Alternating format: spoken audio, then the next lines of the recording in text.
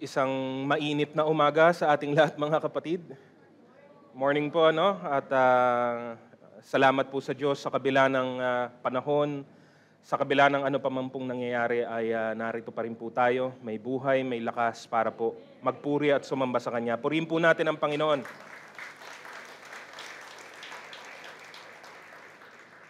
Bago po tayo magpatuloy sa pakikinig ng mensahe ng atin pong Panginoon sa araw po na ito, ay muli po inaanyahan ko po ang lahat na tayo po ay manalangin.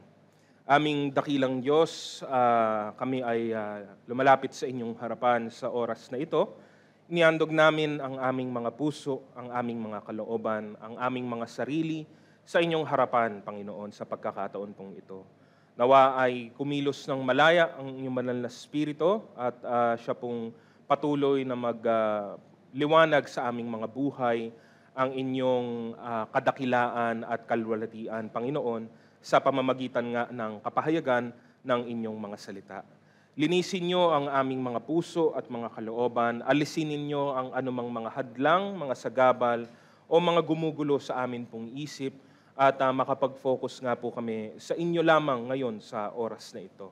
At patuloy, Panginoong Diyos, na hindi lamang kami makinig sa inyong mga salita, kundi higit sa lahat ay sumunod din kami sa inyong kalooban para po sa aming mga buhay upang mabigyan ka namin ng karapat-dapat na papuri at pagsamba na talagang para sa inyo lamang, Panginoon. Kaya nawa ang inyong gawain ngayon, Panginoon, ay magbigay ng kaluguran sa inyo at kalakasang espiritual naman sa bawat isang naririto. Lahat ng kapurihan ay sa inyo lamang, O Diyos. Ito ang aming dalangin sa pangalan ng aming Panginoong Hesus. Amen. Purihin po natin ang Panginoon, minsan pa. Nung nakaraan pong linggo, no, atin nga pong napakinggan ang mensahe po, no, iniuulit po o pinapaalala po nito sa atin ang isang napakahalagang katotohanan patungkol kay Hesukristo. Patungkol doon sa sa kabayaran ng pagsunod po sa Kanya. The cost what costs to follow Jesus Christ, what it costs us when we put our faith in Him, no? At ang kahalagahan po ng buong talakayan ukol doon sa pagbibilang ng kabayaran pong ito, no? Counting that cost before we make that very important decision. Dahil ang lumapit kay Kristo ay isang napakaseryosong bagay. Sobrang seryoso na ito ay magkakaroon po ng mga implikasyon sa atin pong buhay magpakailanman, no?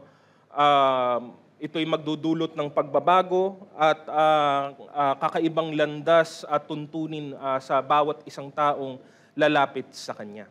Kaya pinapaalala ng mensaheng ito na tayo'y maging sigurado sa atin pong desisyon.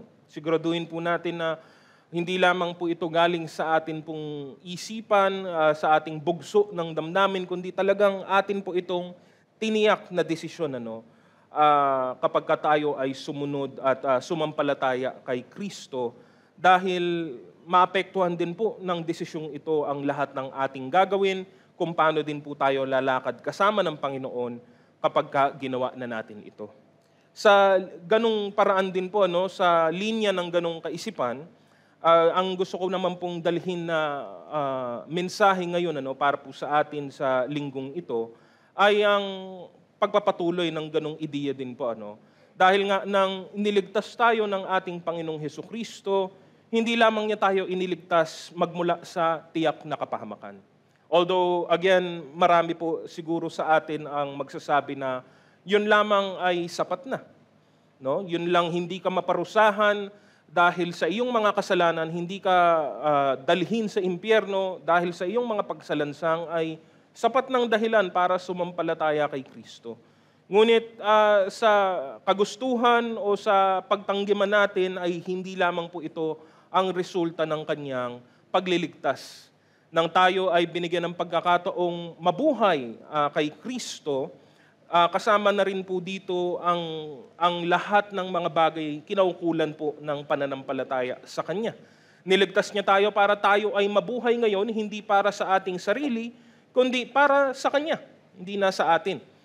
Tayo ay niligtas para gumawa para sa Kanyang pangalan, maging Kanyang mga hinirang, no? At marami pa pong iba ukol po dito sa usapin pong ito, no? Maraming mga aral at mga talata sa Bagong Tipan ang binigyang pansin ang kahalagahan ng mga aral ukol sa pagkakatawag sa atin ng Panginoon, no?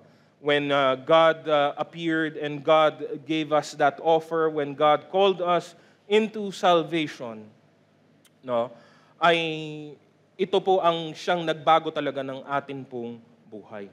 Pinapahiwatig ng Biblia na tayo po ay pinili na bago pa nilikha ang mundo, tayo ay tinubos, tayo po ay pinatawad. Tayong dating mga patay sa ating mga kasalanan, ngayon ay itinaas, binuhay ng muli at inupo kasama ni Kristo sa mga makalangit na lugar, no? Kaya't mataas po ang panawagan po ng Panginoon sa ating mga sumampalataya sa Kanya. Dapat nating ipamuhay ang ating buhay sa paraan na tinatapatan ang panawagan din pong ito, no? Living worthy of that calling we have in God. Lahat man po tayo ay hindi po talaga karapat-dapat, paulit-ulit sinasabi ng Kanyang salita na mamuhay pa rin tayo ng karapat-dapat para sa Kanya, no? At ang mensahe po natin ngayon ay tutuon po dito, no? Ang ebanghelyo, kung paano tayo binago nito at kung paano din dapat tayo mabuhay ayon po dito. Ang mensahe po natin ngayon, pamagat po ay living worthy of the gospel, no? Mga kapatid, ganun din po kung meron pong mga panauhin, ang mga tinawag po ng Diyos, silang mga tumanggap ng Kanyang katotohanan galing sa ebanghelyo ni Kristo Jesus, no? Kasama ang lahat ng mga biyayang nakapaloob po dito, tumanggap din po tayo ng responsibilidad na lumakad ayon sa ebanghelyong ito, no? We are not only privileged to receive the blessings, but we should also be responsible to walk in the way that God intends for us, no? Ngayon po atin pong babasahin bilang bilang background po ang mga talatang nakasulat sa aklat po ng Efeso kabanata 4 talatang 1 hanggang 6. Ang sabi po dito, kaya't ako na isang bilanggo dahil sa Panginoon ay nakikiusap sa inyo na mamuhay kayo gaya ng nararapat sa mga tinawag ng Diyos. Kayo'y maging mapagpakumbaba, mahinahon at matyaga. Magmahalan kayo at magpasensya sa isa't isa. Sikapin ninyong mapanatili ang pagkakaisa na kaloob ng Espiritu sa pamamagitan ng kapayapaang nagbubuklod sa inyo. May iisang katawan at iisang Espiritu tulad ng may iisang pag-asa nang kayo'y tawagin ng Diyos. Tayo ay may iisang Panginoon, iisang pananampalataya at iisang bautismo. Iisang Diyos at Ama nating lahat. Siya ay higit sa lahat, kumikilos sa lahat at nananatili sa lahat. Napakaganda po ng talakayan po sa aklat po ng Efeso, ang liham ni Apostol Pablo para po sa mga mananampalataya sa lugar po na ito. Kung saan ang inilahad ni Apostol Pablo sa kanyang liham ay ang pundasyon ng doktrina doon sa mga napakalawak na mga espiritual na biyaya na matatagpuan lamang kay Kristo Jesus. Tinalakay din po niya sa mga naunang kabanata ng aklat na ito ang kaligtasan sa pamamagitan ng biyaya ng Diyos o ng kanyang kagandahang loob na tanging makakamtan lamang sa pamamagitan lamang din ng pananampalataya. Kung saan pinaliwanag niya ang pader na nagaharang sa mga Hudyo at mga Hintil ay winasak o giniba na. Wala ng Hudyo, wala ng Hintil, kaya't meron ng iisa na lamang ang dalawa at nagkakaisa sila dahil kay Kristo. Ngunit hindi po nga doon nagtatapos ang katuruan ng mga katotohanan ito. Ang huling hakbang sa pag-unawa ng mga doktrina ay ang pagsasagawa ng ating pamumuhay. Ngayon sa bahaging ito ng Efeso, inaatasan naman ng apostol na ang mga mananampalataya ay lumakad sa katotohanan ng ebanghelyong kanilang tinanggap. Ang ebanghelyong galing kay Kristo, ebanghelyong pinakita na ng Diyos, ay dapat po nating ipamuhay din naman. Paalala nga po ni Santiago, kung saan merong pananampalataya, meron din po dapat mga gawa. Sabi po niya sa Kabanatang 2, talatang 18. Ngunit may nagsasabi, may pananampalataya ka at may gawa naman ako. Ipakita mo sa akin ang iyong pananampalatayang walang kasamang gawa at ipapakita ko naman sa iyo ang aking pananampalataya sa pamamagitan ng aking mga gawa. Gaya po ng isang kasabihan sa sanlibutan, sa English, sabi po nila, talk is cheap. No? Wala pong ibang timbang o bigat ang salita kasi anybody can say anything about anything. No? Madali lang pong magsabi ng kung ano, ngunit kung gusto mo itong patunayan, kailangan mo itong back-upan ng iyong mga aksyon. No? At ganun din po, sa pinakamababaw na paraan, pinapahiwatig ni Santiago po at ni Apostol Pablo ang atin pong kalagayan.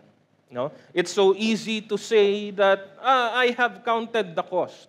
It's so easy to say na, I have placed my faith in Christ, in God. It's so easy to say, kaya nga ang dami pong nagpapanggap at mga peke, ako din naman ay sumasampalataya, ako din naman ay Kristiyano, ang dali lang pong sabihin ito. Because talk is cheap. Ngunit, again, wala pong masama sabihin ang mga bagay na ito, but you should always back it up with your actions, with our life. Not just a single action na minsan mo lang gagawin, kundi consistent living in this life. No? Ang palagian mong gawain habang ikaw ay lumalakad sa mundo pong ito. No? Galing po dito sa atin pong mga binasa, ilang pong mga bahagi ang atin pong titignan. Una, we are brought together for a purpose. No? To live worthy of the gospel, kailangan nating unawaing mabuti ang basihan kung bakit nga ba tayong lahat ay naririto. Anong dahilan bakit tayo magkakasama, bakit tayo naghaharap-harap at bakit tayo nasa piling ng isa't isa. No? Meron tayong iba't ibang pinanggalingan sa iba't ibang bahagi ng buhay na ito. No? At marahil, iba't iba din po ang atin pong dahilan sa unang pagkakataon kung bakit po tayo dumulo ng church at nakinig ng salita ng Diyos. Usually, it's because of wanting solutions to our problems. Hindi naman po yun nakapagtataka. Iba-iba man ang atin pong mga dahilan nung una kung bakit tayo naparito, pero maliwanag na merong nangyari. Maliwanag na may nagbago sa atin. No? At itong pagbabagong ito ang dahilan kung bakit tayo nanatili. No? Sa sanlibutan, iba't ibang dahilan kung bakit nagsasama-sama ang mga tao. Because of pleasures, because of careers, because of any other motivations. Pero para po sa ating mga mananampalataya, alalahanin po natin na mas malalim po dapat ang atin pong ginagamit o ginagawang dahilan. Letter A, we are united in one truth. The basis of why we are here and why we are one with each other is found in the truth of the gospel. No?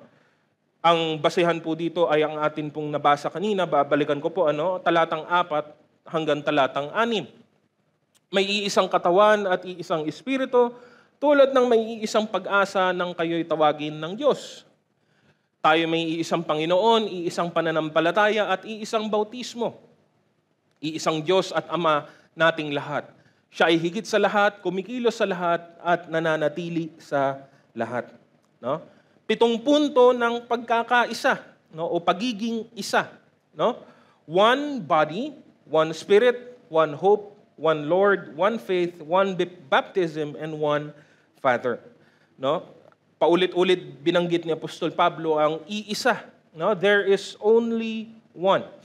Di man po natin alam ano ang dahilan po ng apostol kung bakit po niya isinulat ito sa ganitong paraan, kung meron po bang kahalagahan ang pagkakasunod-sunod ng pagkakasulat. Pero sa atin pong pag-aaral, makikita po natin yun pong groupings po nito or categories po nito. No? Kompleto po ang side po ng atin pong kalagayan bilang mga mananampalataya, At kumpleto din po yung pong side ng atin pong Panginoon. If we group them together into their own categories, nandyan po ang Trinity, the Triune God. There is the Father, the God who is the Father. There is our Lord, none other than Jesus Christ. And nandyan din po ang Spirit. At doon naman sa atin pong kalagayan bilang mga mananampalataya, kung atin naman pong i-arrange siya in ascending order sa tamang pagkakaayos, nandun po ang pananampalataya, which is yun po ang nauna. Sumunod po dito ay ang bautismo. Sumunod po dito ay ang pagiging iisang katawan. Kasi kapag sumampalataya at nabautismuhan ka na, kabilang ka na ng katawan ni Kristo, at panghuli nandyan din po ang iisang pag-asa. All in all, totals into the same 7 ideas presented by Paul. No? At yun po ang pinapahiwatig po dito ni Apostol Pablo. Again, may himig po kahit po ang kanyang pahayag sa aklat ng Epeso, nandun po yung himig na hindi na po dapat kayo nagbabahabahagi. No? Pinapaliwanag po niya na kay Kristo, wala na nga pong nagtatangi sa inyo. No? Whether where you come from, where you have been, what you have done, what your race is, what your ethnicity is, wala na pong itong mga kinalaman sa atin pong pagkakaisa. This truth unites us. Nothing that is in us, but everything that is in God. No? At ito po ang lagi pong paalala, ito po ang lagi po nating pinapangaral ukol sa usapang ito. No? There is always that idea, isang ideya na hinahangad at inaasam ng maraming tao sa mundo, ang pagkakaisa. No? Ngayon, nalalapit na po ang mga lokal na eleksyon. Ano po ang maririnig mo? Pagkakaisa din daw, kuno. No? Hindi ko alam paano magkakaroon ng pagkakaisa kung meron tayong 156 na party list. No? 3/4 po nun, hindi ko po alam kung ano pong ginagawa po nila. But there's that ideal, there's that idea ng unity. But what unites us? Pagiging Pilipino daw, pagiging tao, pagiging manggagawa, pagiging mahirap ba? Maraming mga aspeto sa ating buhay, sa ating pagkatao, ang maaaring kitaan o hanapan ng paraan kung bakit tayo dapat magkakaroon ng pagkakaisa. And for any other purpose, maybe it's appropriate or maybe it's fine. 'Di ba? Kung sa mundo mo lang, kung mundo lang naman ang gagamitin mong panukat, pwede na rin siguro, no?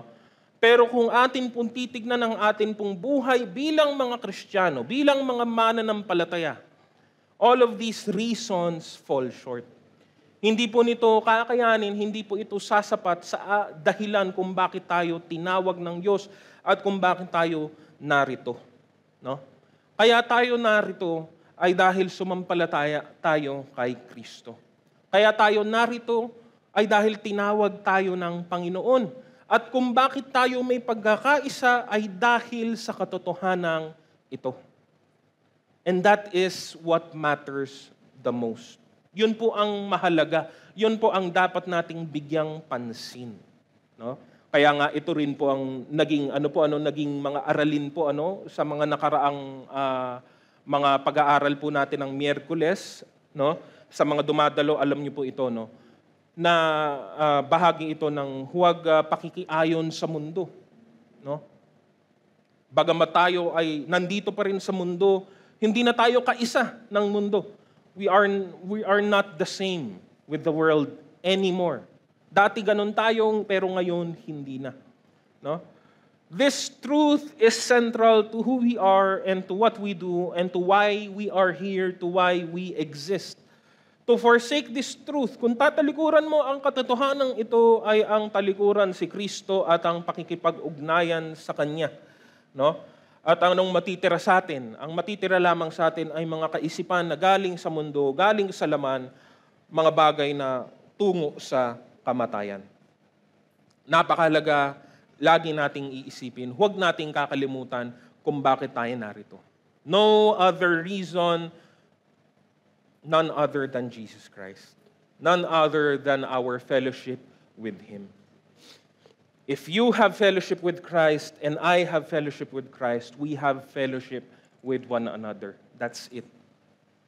Kung wala kang fellowship kay Kristo at ako meron, hindi tayo magkikita mata sa mata kahit kailan.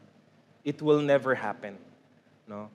And don't let anybody tell you otherwise. Wala pong alternative po dito. No? Si Jesucristo, gano'n na lamang ang kanyang pagpapahalaga sa punto pong ito.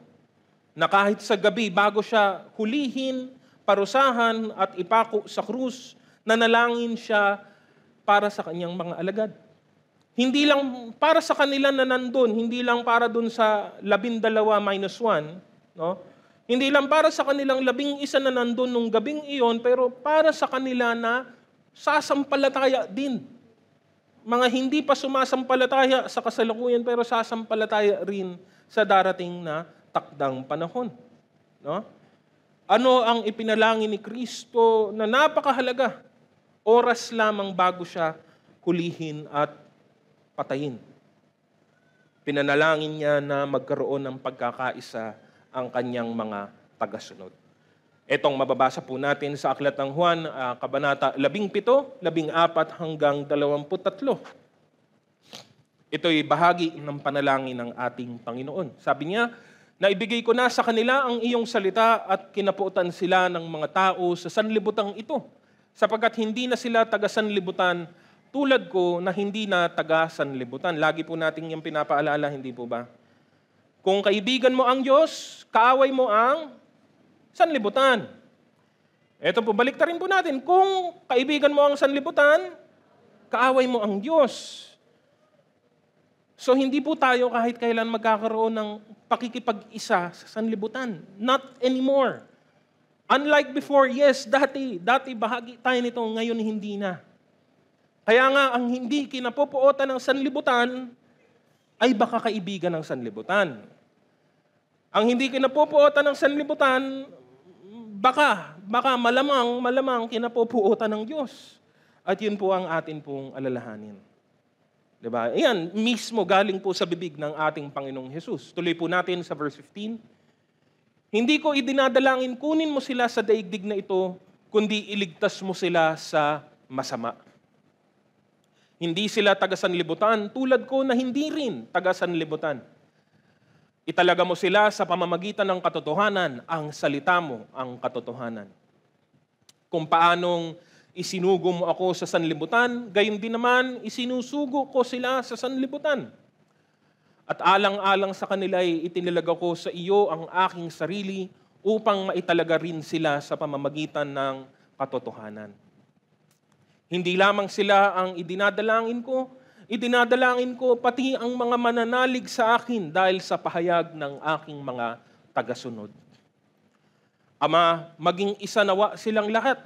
Kung paanong ikaw ay nasa akin at ako'y nasa iyo, gayon din naman maging isa nawa sila sa atin upang ang mga tao sa daigdig ay maniwala na ikaw ang nagsugo sa akin. Ibinigay ko na sa kanila ang karangalang ibinigay mo sa akin upang sila'y ganap na maging isa, tulad mo at ako na iisa. Ako'y nasa kanila at ikaw ay nasa akin upang lubusan silang maging isa. Dahil dito, makikilala ng mga tao sa daigdig na isinugo mo ako at sila'y minamahal mo katulad ng pagmamahal mo sa akin. Again, we are one in God through Christ. Nothing else. No? Wala pong ibang dahilan kung bakit tayo nandito. Kung bakit tayo merong pagkakaisa. No? In these terms, makikita po natin na maliwanag na meron pong exclusivity. No? Sa puntong ito na meron talagang nasa loob, meron talagang kabahagi at meron ding nasa labas, merong hindi kabahagi. We must be aware, we must be thorough, and we must be careful, no, sa bagay na ito. No? Brought together for a purpose, na letter B naman po, to follow the pattern of Jesus Christ. No? Gaya nga ng nabanggit po natin kanina pa, ang katotohanan ng ebanghelyo ay hindi lamang po na nananatiling passive sa atin pong buhay. Hindi lamang ito academic, isang katuruan o pagkakatuto, no, sa atin na nagbibigay karagdagang kaalaman. Although yes, marami ka pong malalaman at matututunan dahil nga po dito. No? Pero kung ang pagkatuto at pagkaunawa ng mga katotohanan ng Diyos, masasayang lamang po ito kung atin lamang po itong isa sa isip, no? Kung atin lamang po itong pananatiliing mga palaisipan. Hindi po dapat manatiling ganito, no? The truth of God is always a call into action. It is a command to be followed. It is a life that is to be lived. Wala pong taganood lamang sa katawan ni Kristo, wala pong taganood lamang sa buhay ng Kristiyano. No? Nagsimula ang bagong buhay na ito sa atin pong pananampalataya kay Kristo at nagpapatuloy ito habang tayo ay lumalakad bilang mga Kristiyano habang nandito pa po sa sanlibutan. No? Maliwanag po ang sabi sa unang Juan, Kabanata 1, 5-8. Ito ang aming narinig sa kanyang anak at ipinapahayag naman namin sa inyo. Ang Diyos ay ilaw at walang anumang kadiliman sa kanya. Kung sinasabi nating tayo ay may pakikiisa sa kanya, ngunit namumuhay naman tayo sa kadiliman, nagsisinungaling tayo at hindi namumuhay ayon sa katotohanan. Ngunit kung namumuhay tayo ayon sa liwanag, gaya ng pananatili niya sa liwanag, tayo'y nagkakaisa at ang lahat ng ating kasalanan ay nililinis ng dugo ni Jesus na kanyang anak. Kung sinasabi nating tayo'y walang kasalanan, dinadaya natin ang ating sarili at wala sa atin ang katotohanan. No? Sila lamang na lumalakad sa liwanag ang siyang may pakikiisa, una sa Diyos at pangalawa sa ibang mga sumasampalataya din naman. No? Dahil mahalagang alalahanin, ang mundong ating ginalalagyan ay patuloy na gumagawa ng paraan. No? Nagdidiskubre ng iba't ibang mga bagong pamamaraan kung paano po sirain, wasakin at linlangin ang mga buhay ng mga mananampalataya. No? To destroy the work of God is the devil. Yun po siya. Yun naman po talaga ang kanyang layunin sa simula pa, no? At kabilang tayo ron. No? We are caught right in the middle. No? Kaya tayo din po ay naaapektuhan ng mga bagay na ito. No? That's why we have to be careful. We have to always keep in mind these truths. Sabi din po sa parehas na aklat, sa Kabanatang 4 naman po, 1-3, mga minamahal, huwag ninyong paniwalaan kaagad ang bawat nagsasabing nasa kanila ang Espiritu. Sa halip subukin muna ninyo sila upang malaman kung talagang mula sa Diyos ang Espiritong nasa kanila, sapagat marami ng huwad na propeta sa mundong ito. Ito ang palatandaan ng Espiritu ng Diyos nga ang nasa kanila kung ipinapahayag nila na si Jesucristo ay naging tao. Kung hindi gayon ang kanilang ipinapahayag tungkol kay Jesus, hindi mula sa Diyos ang Espiritong nasa kanila. Ang Espiritu ng Antikristo ang nasa kanila. Nasabi na sa inyong itong darating at ngayon nasa daigdig na. No? Talk is cheap, gaya ng akin pong unang nabanggit kanina. Madali lang po kasi itong sabihin. No? Ito po, yung mga huwad, yung mga lantaran like obvious na kamalian, obvious na kasinungalingan at panlilinlang, may nadadaya pa rin eh. Yung lantaran na po yung obvious naman na hindi naman talaga to galing sa Diyos, obvious naman na wala talaga yung sinasabi nito sa Biblia, may naloloko pa rin, may nagpapaloko pa rin kasi.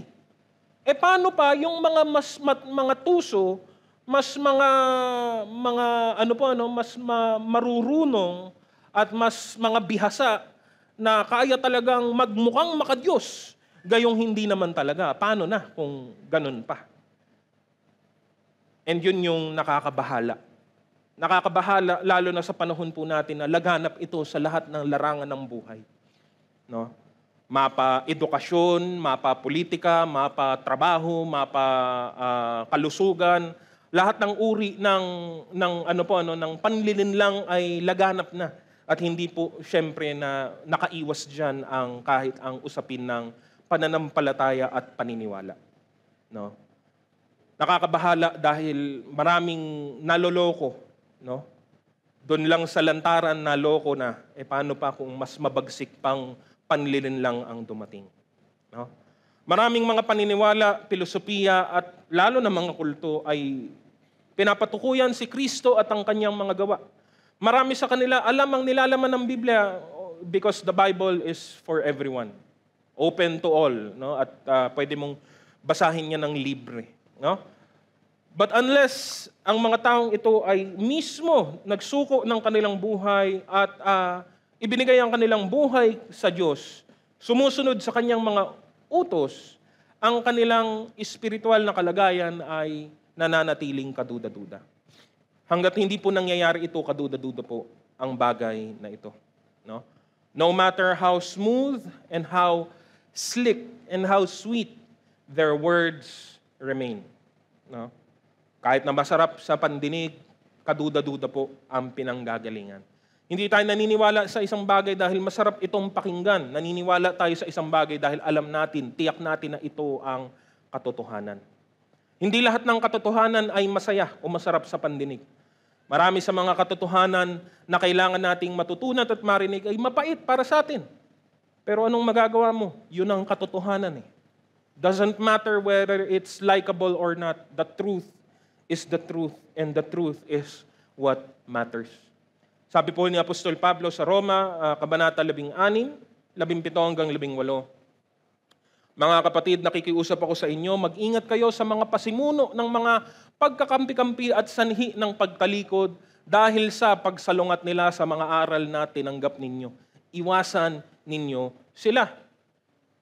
Ang mga taong gayon ay hindi naglilingkod para kay Kristo na Panginoon natin, kundi para sa pansariling hangarin.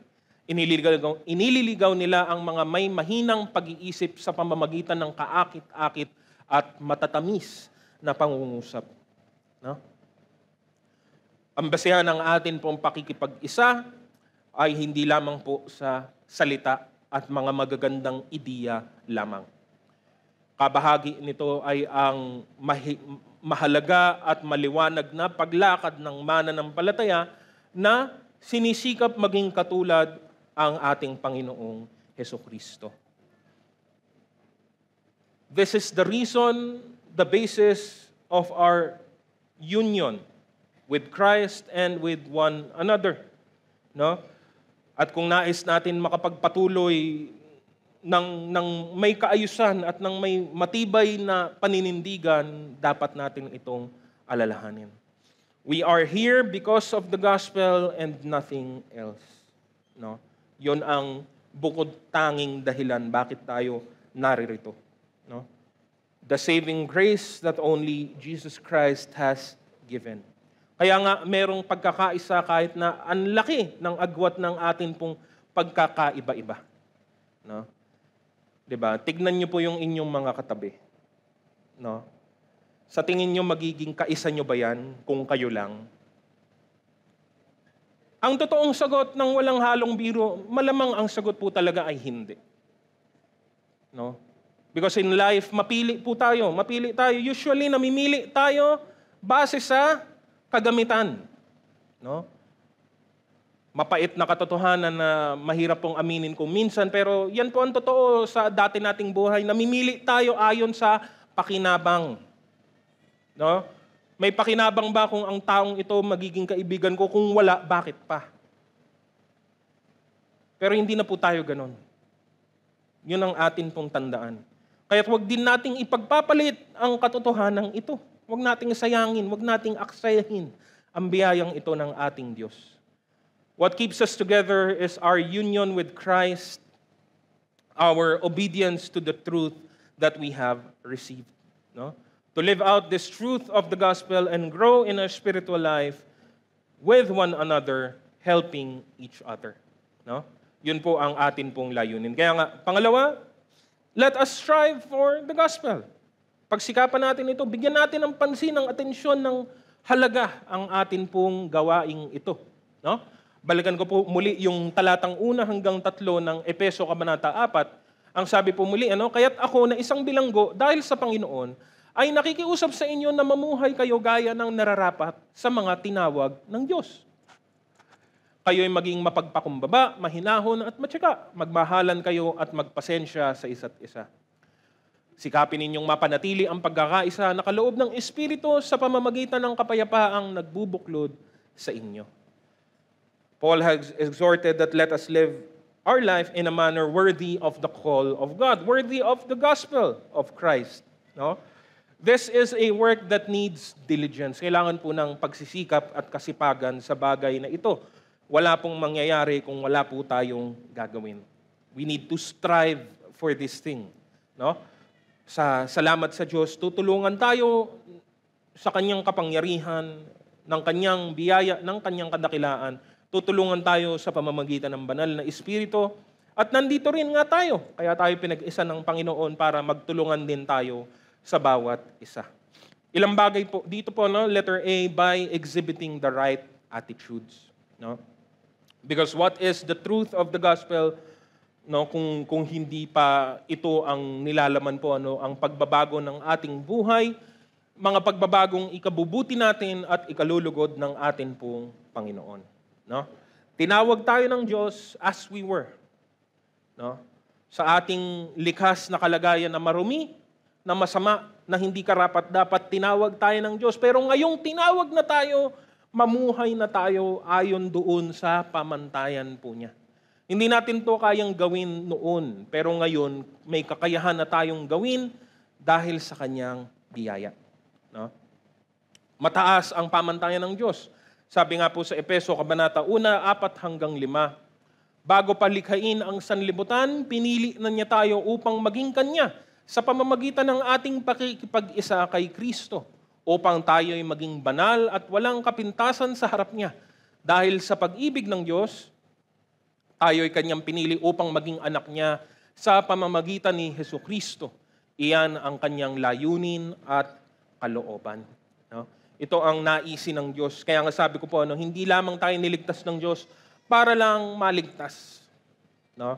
It's not just salvation that is important, not just eternal life that is important, but our daily life, our walk with God, that is being shown here. No? Binibigyan pansin po dito.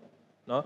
Pwede nating balikan bilang isa lamang po sa mga maraming iba't ibang mga listahan sa bagong tipan. Muli gamitin na rin po natin yung narito, binasa na po natin sa talatang 2. No? Sabi po, kayo'y maging mapagpakumbaba, mahinahon at matyaga. Magmahalan kayo at magpasensya sa isa't isa. Sa isang talata, ang dami na po agad binanggit ng apostol. Ano po ang mga nabanggit po niya? Tignan po natin, Through the gospel of Jesus Christ, we learn the attitudes of, number 1, humility. No?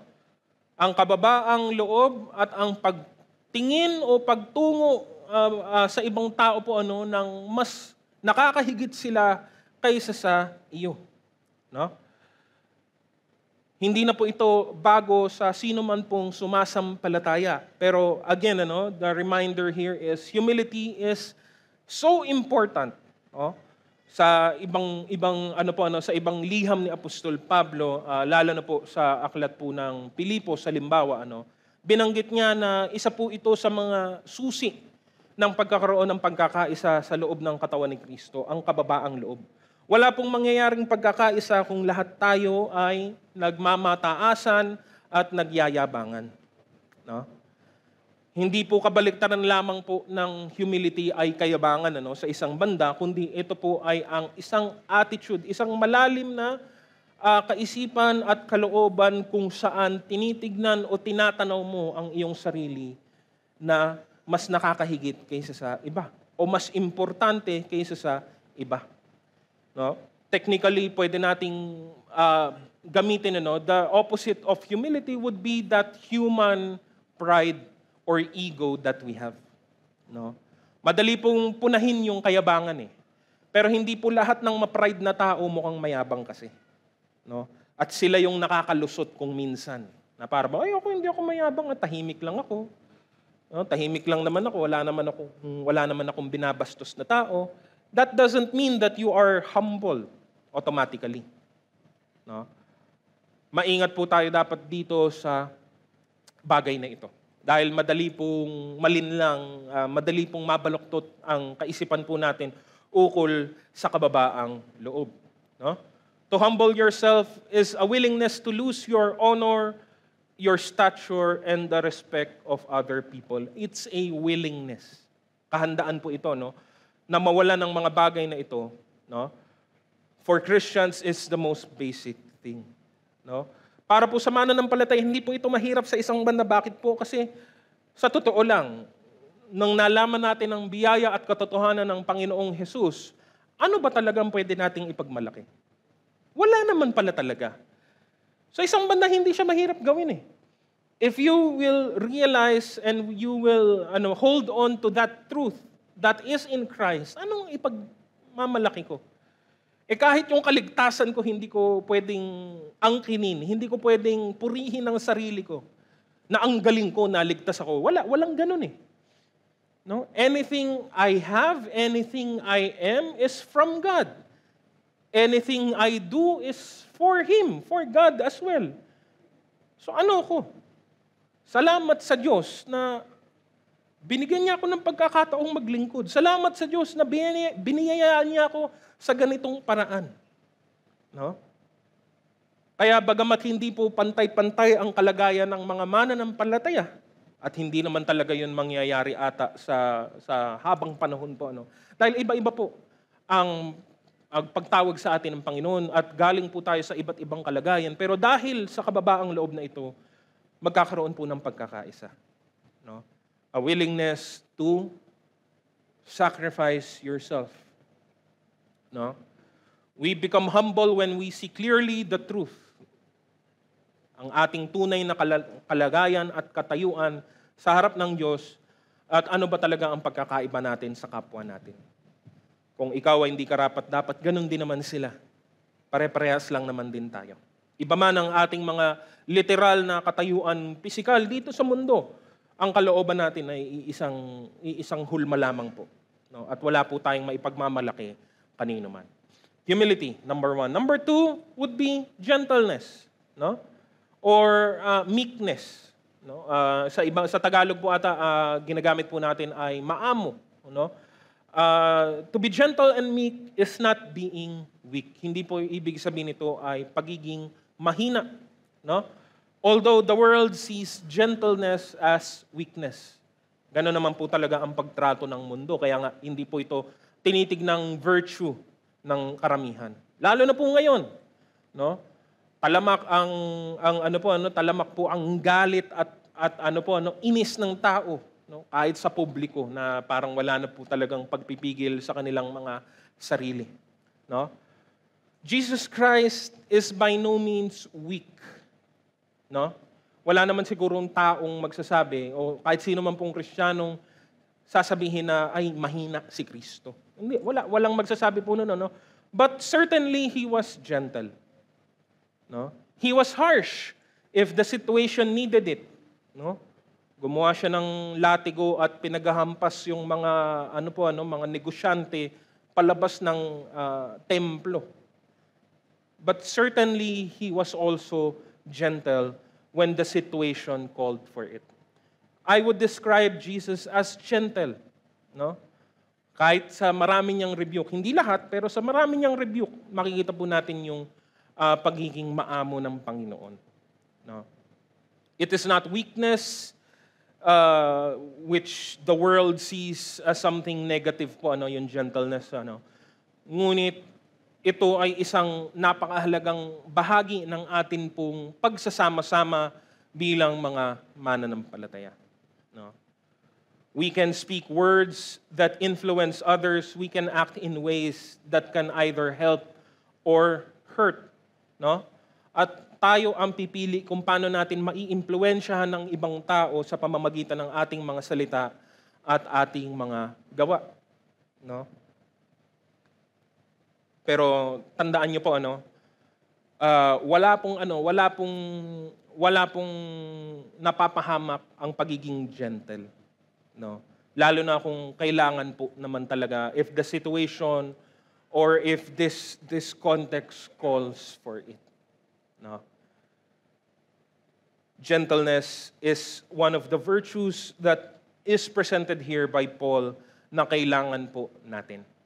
Sumunod po dito, pwede ko pong pag-isahin sila technically, pero may paghiwalay pa rin po dahil po sa kanilang kaibahang konteksto. Number 3 and number 4, patience and forbearance. No? Patience or long-suffering and forbearance, specifically bearing with one another. No? Patience o kahabaan ng pasensya, no? Sa mas practical na salita po, is to the attitude of remaining calm, to calmly wait, no? Nang hindi ka impulsive, nang hindi ka na-provoke ng ibang tao, no? At sa mundo at sa buhay ngayon, it is in very short supply. Wala na pong pasensya ang marami pong mga tao, no? We should have patience in our lives, in our spiritual lives, in how we deal with situations, in how we deal with problems, and also in how we deal with one another. No? Kasama naman po dito yung number 4, bearing with one another, no? Making an allowance for each other's faults. Napakahalaga po nito, na meron tayong binibigay po na margin para po sa atin pong kapwa. Lalo na tinutukoy ko po dito ay mga mananampalataya. No? To put up with another's shortcomings, to forgive those who offend you. No? Dahil alalahanin po natin kung sino po tayo, ano ang atin pong sariling kalagayan. Tanggap natin sa ating sarili na tayo ay mahina, tayo ay makakalimutin, tayo ay kulang sa pasensya. Ang nakakalungkot po bakit kapag ibang tao na po ang atin pong nakakaharap, ay parang nakakalimutan natin ang mga bagay na ito. No? There will be faults, there will be conflicts, there will be misunderstandings everywhere we go. No? Tiniis ng Panginoon, ang ating Panginoong Hesus, ang mga kakulangan ng mga alagad noong panahon nila. No? Ang impulsiveness ni Peter, ang pride ni James at ni John, ang kakulangan ng pananampalataya ni Tomas. At kahit na alam niya ang tunay na kalagayan ni Judas, ang kanyang pagkakanulo. No? Hindi niya sila iniwan sa unang senyalis ng problema. No? At kung minsan, for some reason, and sa isang banda naiintindihan ko po kung bakit siguro ito nangyayari. Pero kailangan pa rin nating maging aware, Bakit kung minsan, alalahanin nyo baka nangyari na rin po ito sa inyo? Bakit minsan mas mahaba yung pasensya natin sa mga hindi mananampalataya kaysa dun sa mga sumasampalataya na? Hindi ba nakapagtataka yun? Ba't parang mas malaki yung allowance natin para dun sa mga hindi kumikilala sa Diyos kaysa dun sa mga kumilala na sa Diyos? Hindi naman porket kumilala ka sa Diyos, perfecto ka na. I know the reason. Alam niyo naman din siguro yung sagot. Because, hindi, mas mataas kasi yung pamantayan ng Kristiyano. Yes, that's true, but that doesn't mean na wala ka na pong allowance para po sa kanila. No? Ang bait-bait mo doon sa mga taong napupuot sa Diyos, pero galit na galit ka doon sa mga taong kumikilala sa Diyos, parang baliktad naman ata. Maybe you need to balance it out. Hindi ko naman sinasabing pagbaliktarin mo lang din sila. No? Hindi, medyo hilahin mo sila parehas papuntang gitna. No? Wala tayong pasensya kapag kapwa natin mananampalataya nagkamali, pero pag ibang tao pinagsinungalinganan tayo, may ginawang masama sa atin, andali natin magpatawad. Parang pangit naman po niyang pakinggan ng ganon. Hindi po dapat. Bearing with one another specifically implies bearing with another brother or sister in the Lord. No? Dahil nga wala naman pong ganap at wala naman pong perpekto sa atin pong kalalagayan dito sa mundo. Kaya nga sabi ko, magkasama po talaga silang dalawa. Pwede nga po silang pag-isahin, Pero nakahiwalay po sila sa ibinigay na, na pahayag ni Apostol Pablo. No? At panghuli, ang sasakop ng lahat ng ito ay, number 5 is pag-ibig. Love. No? Na nagiging balot sa lahat ng ibang punto sa atin pong tinatalakay po dito. Mahirap pong gawin ang alinman po dito, number 1 to 4, kung wala po ang number 5. No? Love is what covers everything else. No? I would say, imposible pong gawin ang number 1 to 4 kung wala ka pong number 5. No? Pag-ibig po talaga ang mahalaga. Pag-ibig dahil galing po ito sa pag-ibig ng ating Panginoon. Hindi naman po ito pag-ibig lang ng sanlibutan, pag-ibig na natutunan natin sa mundo. Pag-ibig na mababaw na nakabase sa panlabas na anyo, hindi po, pag-ibig ito ng Panginoon na tinanggap po natin na atin din pong sinasalamin patungo sa iba. No? Kaya napakahalaga na isipin natin at unawain natin kung paano mahalin ang atin pong kapwa. No? May paraan ng tamang pagmamahal para sa kapwa mo mananampalataya at para din sa kapwa mo tao na hindi pa sumasampalataya. May parehas silang paraan. Hindi po parehas ang pagtukoy sa kanila. Magkaiba po. No? Pero yan po ang atin pong natututunan sa biyaya ng atin pong Panginoon. And sumunod po dito, letter B, to strive for the gospel, we must proclaim the gospel as it is. Muli po, ano? Wala po tayong kailangan idagdag, wala po tayong kailangan baguhin sa ebanghelyo na atin pong tinanggap din naman galing sa Diyos. Ang tanging kailangan lamang nating gawin ay ipahayag ito ng maayos, ng mabuti, at ng maliwanag. Sabi po sa 2 Korinto, Kabanata 4, 1-2, dahil sa habag ng Diyos, ibinigay niya sa amin ang paglilingkod na ito, kaya't hindi humihina ang aming loob. Tinalikuran namin ang lahat ng lihim at kahiyahiyang gawain. Hindi kami nanloloko ng mga tao at hindi namin pinipilipit ang salita ng Diyos. Sa halip, hayagan namin ipinapangaral ang katotohanan at ito'y alam ng Diyos, kaya't handa kaming pahatol kanino man. No? Sapat ang ebanghelyo para dalhin ang tao sa isang relasyon sa Diyos. The message is clear. Our assignment, our job is clear to proclaim the gospel. Wala ka na pong kailangan idagdag pa or palitan po doon. Because the gospel is powerful to save. Romans 1:16-17. Hindi ko ikinahihiya ang magandang balita sapagat ito ang kapangyarihan ng Diyos para sa kaligtasan ng bawat sumasampalataya. Unay sa mga Hudyo at gayon din sa mga Griego. Sapagat ipinapakita ng magandang balita kung paano ginagawang matuwid ng Diyos ang isang tao. At ito ay sa pamamagitan ng pananampalataya buhat sa simula hanggang sa wakas. Tulad ng sinasabi na sa kasulatan, ang itinuring na matuwid ng Diyos sa pamamagitan ng pananampalataya ay mabubuhay. No? Wala pong, sige po, purihin po natin ang Panginoon. Wala na pong ibang paraan para maligtas ang tao. No? Walang ibang paraan maliligtas ang tao kundi manampalataya kay Kristo. So ulitin ko po, no, hindi po ibig sabihin automatic. Hindi po ibig sabihin pag narinig ng tao ay ebanghelyo maliligtas na siya. No, sad to say hindi po. Sana ganun lang kadali. No? I mean, madali na po yung paraan, ano, pero hindi naman ganun ka-effortless ang nangyayari po, ano. Hindi po, dahil marami pong mga tao ang nakarinig na ng ebanghelyo, ngunit nananatili pa rin sila sa kadiliman. No? It is only the power of God that is able to save and to change the hearts and the minds of people who have heard of the gospel. They need to hear it. Kailangan pa rin po nila itong marinig, pero pag narinig na po nila ito, tapos na po. Sa ganung paraan, natapos na po ang atin pong gawain.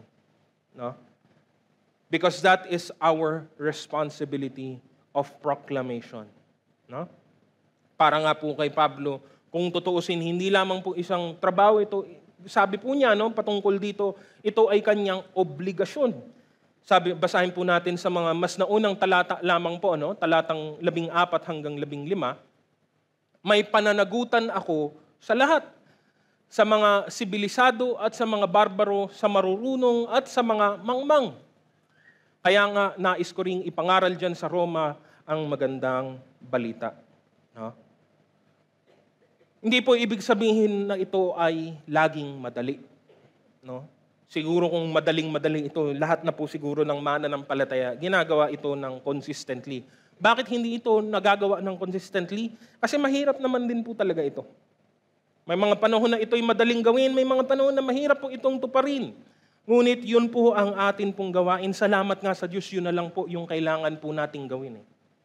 Hindi nga po natin kailangan silang kumbinsihin sa anumang bagay. Kailangan mo lang itong ipahayag. Sabi ko po, ang lagi po nating dinudugtong sa aral po na ito, no, maipahayag ng malinaw, maliwanag, ng kumpleto. Kasi hindi laging maliwanag hindi laging malinaw, at kung minsan may nakakalimutan kaya hindi po kumpleto. No? So ipahayag natin ng malinaw, ng maliwanag, ng kumpleto ang ebanghelyo ni Kristo. No? Mahirap man po ito, kung minsan ay kailangan po nating gawin ito alang-alang doon sa Diyos na nagligtas po sa atin. At higit sa lahat, nagdudulot din po ito ng malaking kagalakan sa atin.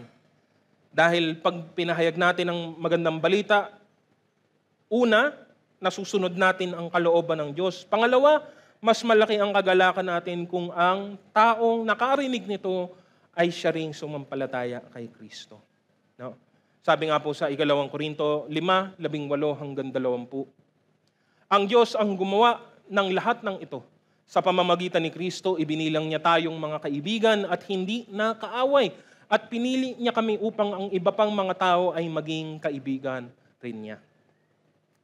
Ang ibig sabihin, sa pamamagitan ni Kristo, ang mga tao ay ibinilang ng Diyos na kaibigan at nilimot na niya ang kanilang mga kasalanan.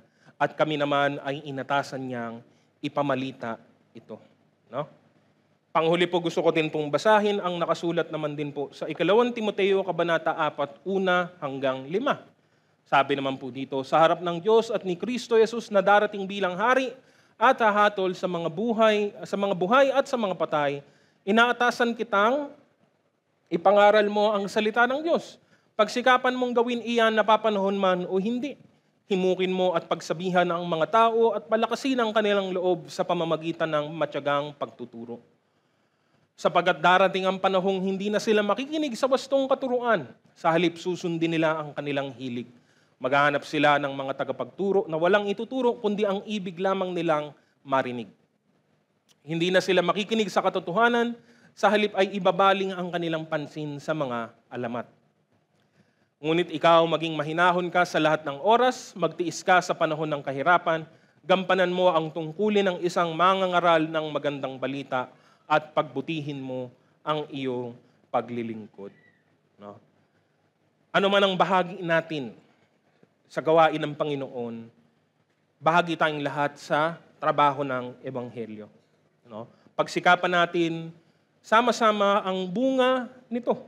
No? Tayo ang mga,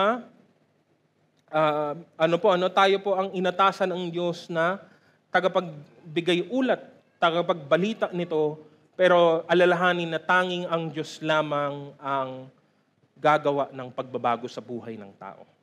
No? Siya lamang po ang may kapangyarihan gawin ang bagay na ito. No? Naway matagpuan po tayo na nagtatrabaho para sa kaharian ng Diyos. Isa sa mga paraan kung paano tayo makakapamuhay ng karapat-dapat sa Ebanghelyo ni Kristo. No? At panghuli po, number 3, let our lives be marked by obedience. Makilala tayo sa pamamagitan ng ating pong pagiging masunurin sa mga utos at sa mga pinapagawa ng atin pong Panginoon. Kapag sinusunod natin ang Diyos, ginagawa natin ang kanyang mga utos, siya ay nabibigyang kapurihan. No? Siya ay naluluwalhati sa ating mga gawa at sa ating mga buhay, at ito naman dapat ang nagbibigay din sa atin ng napakalaking kagalakan. There is no greater joy than serving God, than giving glory to Him. No? Hindi para sa atin ang kapurihan, hindi para sa atin ang kalwalatian, nagagalak tayo pag nabibigay ito ng karapat-dapat sa atin pong Panginoon. No? Kaya nga, letter A, the church glorifies God through obedience. No? Mabibigyan lamang natin siya ng kaluguran kung tayo ay magiging masunurin sa Kanya. No? Sabi po sa Epeso, Kabanata 2, 17 hanggang 22, naparito nga si Kristo at ipinangaral niya sa lahat ang magandang balita ng kapayapaan sa inyong mga hintil at sa inyong mga Hudyo. Dahil kay Kristo, tayo'y kapwa nakakalapit sa presensya ng Ama sa pamamagitan ng iisang Espiritu. Sa makatuwid, hindi na kayo dayuhan o taga-ibang bansa, kundi kababayan na ng mga hinirang ng Diyos at kabilang sa Kanyang sambahayan. Tulad ng isang gusali, kayo'y itinayo sa pundasyong iniligay ng mga apostol at mga propeta na ang batong panulukan ay si Kristo Jesus. Sa pamamagitan niya, ang bawat bahagi ng gusali ay nagkakaugnay-ugnay at nagiging isang banal na templo ng Panginoon. Dahil din sa inyong pakikipag-isa sa Kanya, kayo man ay kasama nilang naging bahagi ng tahanan ng Diyos sa pamamagitan ng Espiritu. Sino pong tinutukoy dyan? Ano ang tinutukoy dyan? Tayo ang tinutukoy po dyan. Ang mga mananampalataya kay Kristo, ang bahagi ng gusaling ito, ang bahagi ng pagliliwanag ni Pablo sa ibang liham, ang bahagi ng katawang ito, pinag-uugnay-ugnay ng atin pong pananampalataya sa Kanya. Kung ang buong katawan ni Kristo ay susunod sa Kanya, gagawin ng Kanyang kalooban, ito ang maliwanag na senyales palatandaan na tayo ay nagpapatuloy sa paraan na nais ng atin pong Panginoon para po sa atin. Ibig sabihin, hindi tayo gumagawa ng ibang gusali, hindi tayo gumagawa ng anumang ibang bagay, kundi pinagpapatuloy nating magtayo doon sa iisang pundasyon na ito. Walang iba kundi ang ating Panginoong Hesukristo. No? We continue this work because this is the purpose God has given to His body. Ito ang layunin kung bakit nga po tayo nandito. We have been called into this universal body, the universal church. We have also been called into this specific body, this local church, for His purpose. No? Para tayo na narito ay mapangalagaan, mapakain, at mabantayan laban sa anumang mga panganib sa labas. Kaya nga ang paalala at babala, ang isang iglesia na hindi po ginagawa ang gawain para kay Kristo ay isang iglesyang nawawala o naliligaw. Because a church not accomplishing the purpose of God, what is the point of that church? No? Hindi po natin purpose ang magsama-sama lang ng walang dahilan. Hindi po natin purpose ay magkaroon lamang ng enjoyment, ng walang dahilan. Na magkaroon lamang ng ugnayan ng walang dahilan. Again, ang ugnayan natin ay, ang basihan nito ay ang atin pong pakikiisa kay Kristo at ang atin pong pagsunod sa Kanyang kalooban. Isang church na hindi po tinutupad ang kanyang gawain para sa Panginoon ay hindi na po tunay na church. Mukha na lang itong church sa labas, ngunit baka hindi na po buhaya ang Espiritu ng Diyos na nakapaloob po dito. Naalala po natin ang mga paalala at babala din naman na binigay sa 7 iglesia na sinulatan sa aklat po ng pahayag. Yun po ang paulit-ulit na nabanggit na sabi ng Panginoon, kung hindi kayo manunumbalik, kung hindi kayo susunod, pupunta ako diyan at aalisin ko ang inyong ilawan. No? And pag nangyari po yun, napakalungkot na bagay. No? Napakalungkot na bagay kung mangyayari po yun. Huwag nating hayaan mangyari yun, ang punto. Huwag tayong pumayag na mangyari po yun. No? Narito tayo, meron pong dahilan, meron pong layunin, at gawin natin ang layuning ito para sa atin pong Panginoon. Kaya nga at lagi nating alalahanin ang dahilan bakit tayo nandito. Tulungan natin ang kapwa natin, mga mananampalataya. Bigyan natin sila ng pansin, ng kalinga na kanilang kailangan para tuparin po natin ang gawain natin para sa Diyos. Isa pa po, bilang paalala, paano natin magagampanan ang gawain natin para sa Diyos kung wala naman po tayo sa mga gawain po natin. No? Huwag po tayong magpadala sa kabisihan ng sanlibutan. Huwag po tayong magpadala sa kabisihan ng sitwasyon. No? We do not go to church because we have free time. Ulitin ko po, no? Hindi po tayo nagpupunta dito sa ating mga gawain dahil lang may libre tayong oras. No. Mali ka po dyan, kaibigan, kapatid. Pumupunta tayo sa gawain because we make time for it. Nilalagyan natin ng takdang oras at panahon ang atin pong mga gawain, ang atin pong mga pagtitipon. No? Para ka pong gumagawa ng lakad just like any other occasion sa buhay mo po. No? Hindi ka po nagbabakasyon dahil ay may libre tayong oras. No, sa mga nagbabakasyon, ano po, gumagawa kayo ng oras ninyo. Pumipili kayo ng oras ninyo para gawin ang gusto ninyo. At ganoon din po dapat para po sa atin pong, para po sa gawain po ng atin pong iglesia. At ang gawain naman po natin ay alinsunod sa kalooban ng atin pong Panginoon. Huwag nating kaligtaan ito. No? Dahil hindi naman po matatapos ang kabisihan sa ating buhay dito sa mundo. But that's not the point. That's not the reason or justification to stop. No? In order to do the work of God, we need to come together and pursue it. No? Kaya't paalalahanan natin ang bawat isa. Paalalahanan natin ang mga nanlulupaypay, ang mga, ang mga kumukuti-kutitap, no? Mga on and off. No? Paalalahanan po natin sila. Kung kayo narito ngayon at kayo yon, mapaalalahanan sana kayo ngayon. No? Ito ay mahalaga po. Because consistency, isa po yan sa mga mahalagang aspeto ng atin pong pananampalataya. Kung hindi naman po din tayo magiging consistent, wala din po itong maibubungang mabuti. No?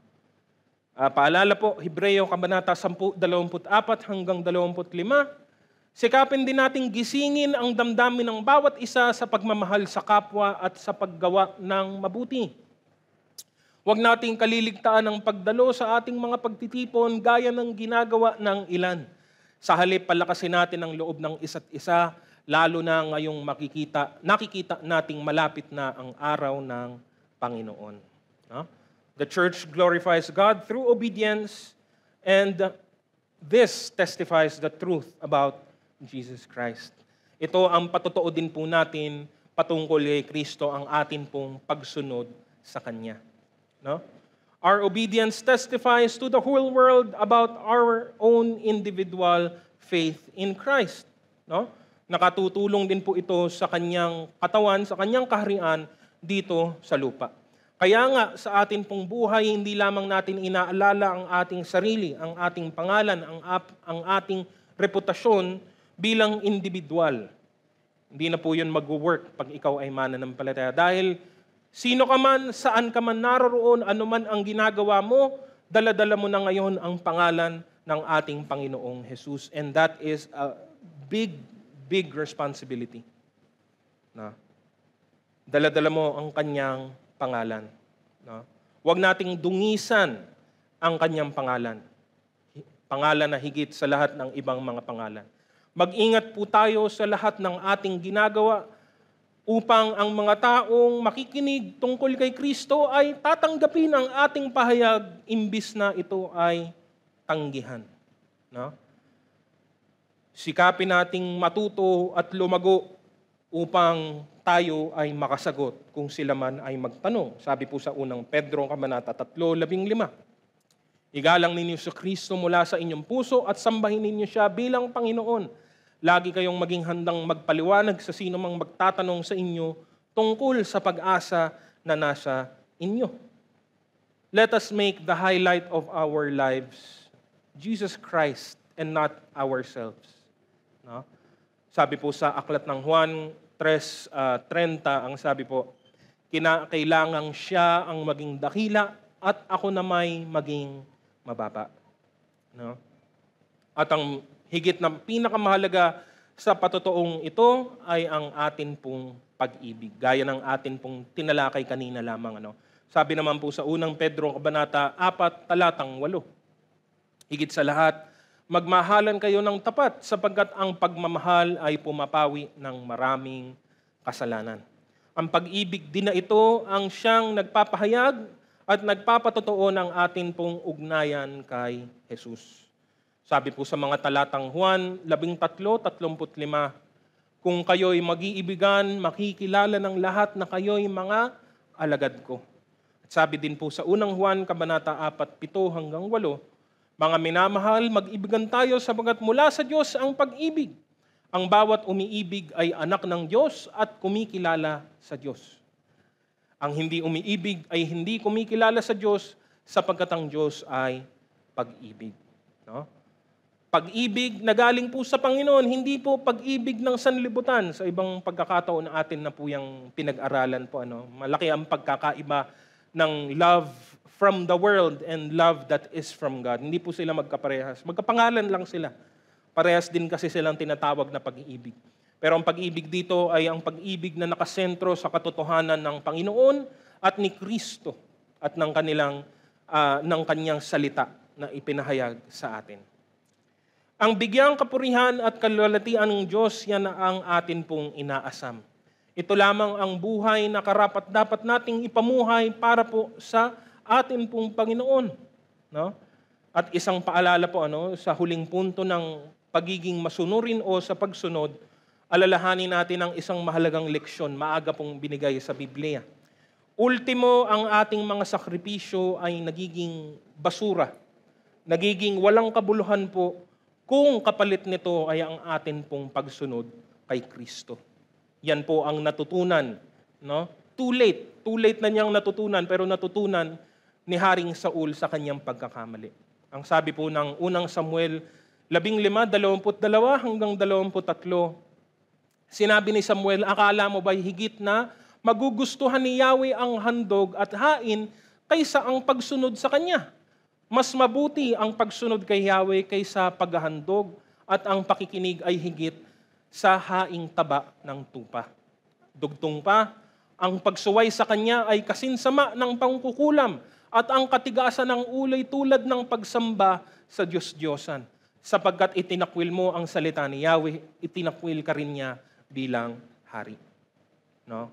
Huwag nating isipin na, okay lang, hindi ako nakakasunod, may iba naman akong ginagawa. Hindi po yun kahit kailan katanggap-tanggap o magiging sapat para po sa Panginoon.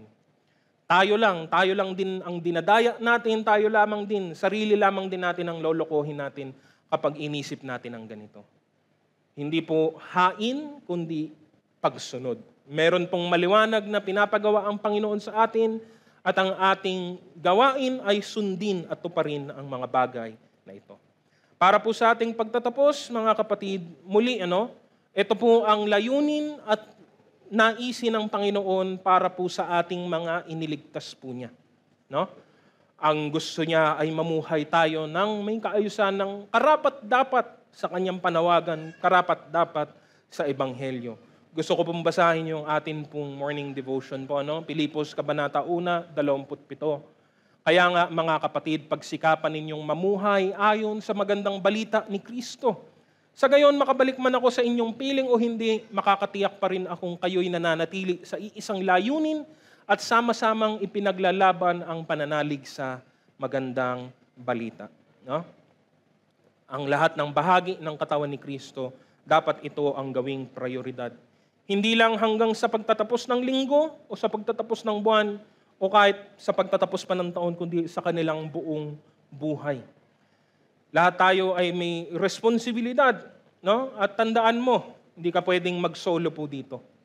Dahil kung ang kasama mo, ang kapatid mo ay nasawi, kung ang kapatid mo ay hindi po nagtagumpay, lahat man po tayo ay maaapektuhan. Kaya nga cooperative din po yung effort dapat. No?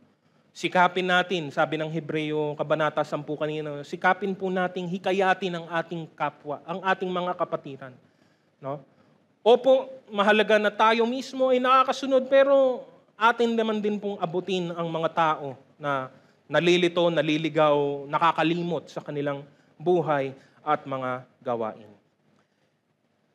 Mahirap po ang utos na ito. No? Hindi po ito madali. lalo na tayo ay mga mga taong maraming mga pagkukulang. Ngunit hindi naman din po ito imposible dahil sa kapangyarihan ng Diyos na nasa atin na.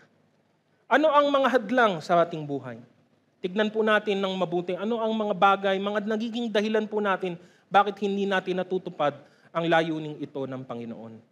Kung meron man, iwan mo na sila. Iwan mo ang mga bagay na ito at mamuhay ka sa katotohanan ng ating Panginoong Hesukristo upang sa lahat ng ating gagawin ay mapapurihan po natin siya. Purihin po natin ang Panginoon sa umaga pong ito.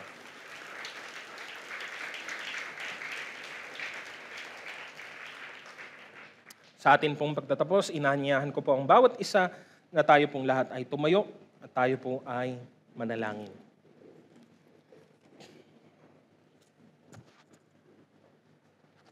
Aming dakilang Diyos, nagpapasalamat kami muli sa kapahayagan ng inyong mga salita, ang inyong mensahe sa amin sa umagang ito. Gaya nga ng inyong mga pinahayag, Panginoon, sa inyong mga salita na hindi lamang dapat kami maligtas, Panginoon, kundi magpatuloy kami ayon sa kaligtasan na inihandog nyo para po sa amin. Na huwag kaming manatiling nakaupo lamang, huwag kaming manatiling tahimik lamang, kundi sikapin naming tuparin ang inyong kalooban, gawin ang inyong naisin para po sa aming mga buhay. Napakaganda ng inyong ebanghelyo, napakadakila ng inyong pagliligtas na ipinagkaloob sa amin. Kaya nga ito naman din, Panginoon, ang dapat naming gamiting pamantayan sa amin pong pamumuhay. Mamuhay kami ayon sa inyong katotohanan, mamuhay kami ng may buong pagtsatsaga para po sa inyong kalooban at mabigyan nga namin kayo ng kaluguran sa aming mga buhay. Sa mga gagawin pa po namin kahit po sa araw na ito at lalo na sa papasok na linggo, kayo lamang, Panginoong Diyos, ang maluwalhati at madakila. Maraming salamat sa inyong biyaya, O Diyos, at sa inyo namin ibinabalik ang pinakamataas na papuri at pagsamba sa aming mga buhay.